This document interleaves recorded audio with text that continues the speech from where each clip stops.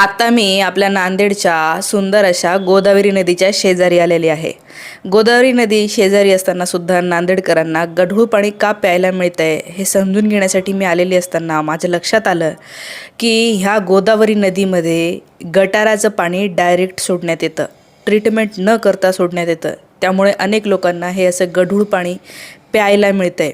हे बघा, हे असं इतकं घाणेरडं पाणी जर का नदीमध्ये सोडलं जात असेल, गोदावरी नदीमध्ये, जिचं लोक तीर्थ म्हणून तिला घरी घेऊन जातात बॉटलमध्ये भरून।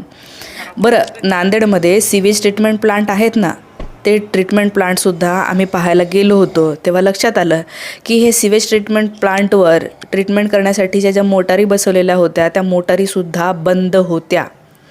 याच बघा, या इथे तुम्हाला मोटारी दिसत आहे प्रत्येक वेगवेगळ्या युनिटवर, आणि ह्या मोटारी सध्याच्या घडीला बंद दिसल्या। आता मला सांगा, जर का ह्या सगळ्या गोष्टींसाठी हजारो कोटी रुपये खर्च झालेला आहे ह्या मोटारी बसवण्यासाठी, मात्र ते चालवण्यासाठी महानगरपालिकेकडे, जिल्ह्याकडे पैसे आहेत, पण ते पैसे वापरत नाही आहेत। ऐरणी म्हणजे ह्या नदीवर मोठमोठे घाट बनवले जात आहेत, रस्ते बनवले जात आहेत।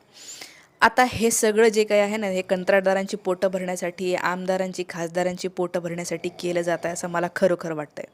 कारण की हेच हजारो कोटी रुपये जर पाण्याच्या ट्रीटमेंटसाठी वापरले असते, पाणी शुद्ध करून या स्वच्छ पवित्र अशा नदीमध्ये सोडलं असतं, तर खरं म्हणजे लोकांना मदत झाली असती।